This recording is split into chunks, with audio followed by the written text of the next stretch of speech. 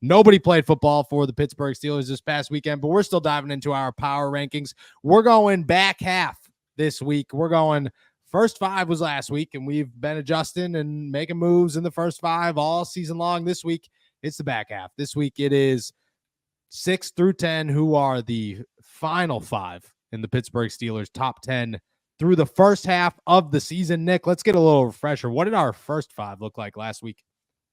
Yeah, you had TJ Watt back up at number 1 after 1 week out of the top spot. You had to humble him a little bit, and then he came back and did what he did against the New York Giants. Najee Harris, after 3 straight 100-yard rushing games, goes up to number 2, the highest Najee has been all season. Deshaun Elliott drops down to number 3, but still a strong number 3 at that. Russell Wilson clocks in at number 4, and George Pickens makes his power rankings debut last week at number 5. But that's what we had in the top 5. TJ, Najee, Deshaun, Russell Wilson, and then George Pickens 1 through 5. Yeah, gotta love it. We're going back half here, and there are some names. There are some names that people have argued should be in the top 5.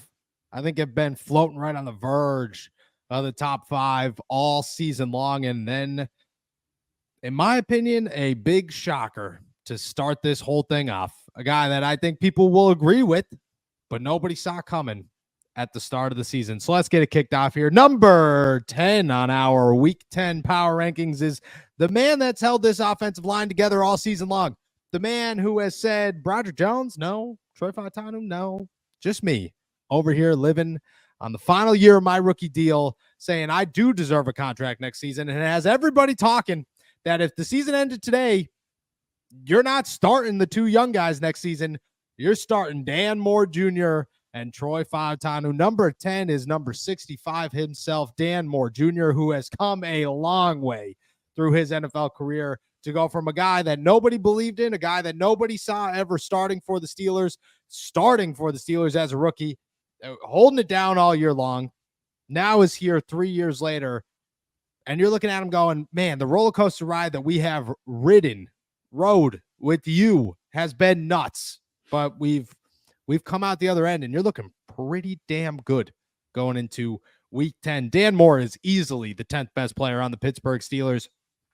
There are no questions asked. I mean, you want to pick an offensive lineman, and he's the only offensive lineman that has made any of my top 10 so far. It is Dan Moore. He has been the most consistent, the most reliable, and he will remain the most consistent and most reliable until proven otherwise. Dan Moore is number 10. Number 9 is not Joey Porter Jr. It's not Beanie Bishop. It's the guy that when he got traded here, everybody wanted to talk about. Deontay Johnson for a corner is not an even trade. And all season long, everybody wanted to say, oh, the Steelers lost that. The Steelers lost that. The Steelers lost that. And then you brought it up last week, or maybe it was yesterday, that if you look at the grand scheme of things and go, the Pittsburgh Steelers ended up with George Pickens, Mike Williams, and Dante Jackson. It is 100% a victory for their wide receiver and their team as a whole in the Deontay Johnson trade. Number 9 is Dante Jackson, leading the Pittsburgh Steelers, tied with Beanie Bishop. Let's make that well aware. Tied with Beanie Bishop, who got his Aaron Rodgers balls today, for the most sacks on the Pittsburgh Steelers. A dude who comes up with footballs when you need him to come up with footballs. A guy who has been reliable right off the bat. And I love that he said, I've played on bad football teams my entire career. Nobody's gotten to see what I can do on a good one. And man, we are getting to see it. Dante Jackson is number 9 with no questions asked. I think he should have been higher, but these guys in front of him are hard to beat as we sit here in week 10. Number 8 has missed a lot of this season. And the fact that he has climbed his way into 8 already just shows you how good he is. At one point during the offseason, people were saying this is the trade guy. You get rid of this guy because you have somebody younger behind him turning into a superstar. Then all throughout the season, it's, well, you could trade him and then you could get somebody bigger. You could get a bigger wide receiver. You could get a bigger this. You could get a bigger that. Well, nope, the Steelers wouldn't even consider it, and they shouldn't have. You want to know why? Because their defense is going to win them a championship, or at least give them an opportunity to do so. And this guy is going to be right in the front of that pack, leading the front lines as they head into Kansas City, Baltimore, Buffalo, Houston, and anybody else that got a battle in the playoffs this season. Number 8 is Alex Highsmith. TJ Watt's number 1. I think if TJ Watt wasn't here, Alex Highsmith would be top 5 and maybe top 3 easy. That's how good Alex Highsmith has been. He takes steps forward every single season. He's the reason that the Pittsburgh Steelers defense is as good as it is, because you could have a TJ, you could have a Cam, but you need the guy that everybody tries to run away from those guys, and he's there to make sure I'm cleaning up the mess. That's Alex Highsmith. He is old, reliable, but he's still young. Career high in pressures the other week with 12. I mean, if we're talking Myles Garrett Defensive Player of the Year stats, Alex Highsmith is the best player in football right now. No questions asked, because all he does is force pressures. And man, you could see it. Number 8 is Alex Highsmith. Number 7 was on top 5, number 3 for a long time on this list. A not long time on this list. And I'm not saying he's gotten worse. I'm just saying the Steelers have gotten better. But this guy, I almost called him an old man. I'm not going to disrespect him like that. That would be you might want to take a couple days off the locker room if you say that. Yeah, you're right. You're right. And he'd hear it. I know he would. Mm-hmm. Number 7 is the man who continues to beat Father Time. Looks like he's got him in a straight chokehold. He ain't letting go. Continues to be the rock for the defense, and that is 97 Cam Hayward coming in at number 7. I mean, what is there even left to say about Cam? You know, he's been doing this for so long, and he's been the 3rd, 4th best player on the Pittsburgh Steelers forever. And here he is, number 7. And that's only because this list came this week. You know, next week, it wouldn't shock me if he's at number 4, number 3, or number 2. I don't know if he's going to make it to number 1 that soon, that big of a jump, but I wouldn't be surprised if he's back in the top 5 next week. That's how good and reliable Cam Hayward has been his entire career, but especially this year coming off an injury. If you're as dedicated to your football team as I am, you've got to check out my partners, DraftKings Sportsbooks. With options to bet on your favorite team, favorite players, props, and more, there's something for everyone. And right now, all new customers who bet just $5 will get $200 in bonus bets instantly. Now that's something to celebrate this season. Just download the DraftKings Sportsbook app and sign up using my promo code ALLSTEELERS. The crown is yours. That's right. New customers can bet just $5 on anything and receive $200 in bonus bets instantly. Stay in on the action and use your $200 in bonus bets on DraftKings same game parlays for a shot at an even bigger payout. Combine multiple bets together from the same game. If sports betting is not yet available in your state, don't worry. You can still join in on all the fun with DraftKings Daily Fantasy and have the shot to win cash prizes. Download the DraftKings Sportsbook app now. New customers use my promo code ALLSTEELERS and bet just $5 on any wager and get $200 in bonus bets instantly. That's promo code ALLSTEELERS only at DraftKings Sportsbook.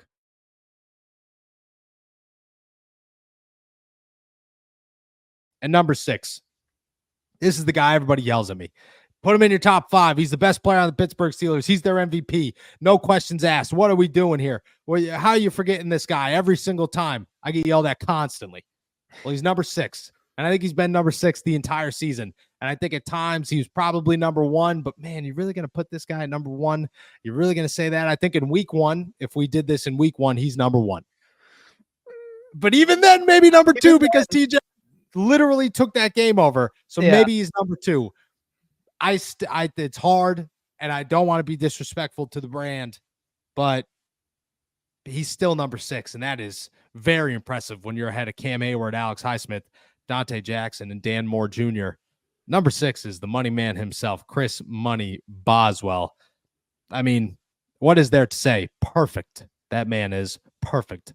Old reliable is as true as it gets. And everybody wants Chris Boswell. I mean, I was one of them. Chris Boswell doesn't look good in the preseason. Chris Boswell doesn't look good in training camp. Yeah, Chris Boswell looks fantastic during the regular season. He is unstoppable right now. That is my list, 6 through 10, because we did 1 through 5. 10, Dan Moore Jr., 9, Dante Jackson, 8, Alex Highsmith, 7, Cam Hayward, and 6, Chris Boswell. Any thoughts?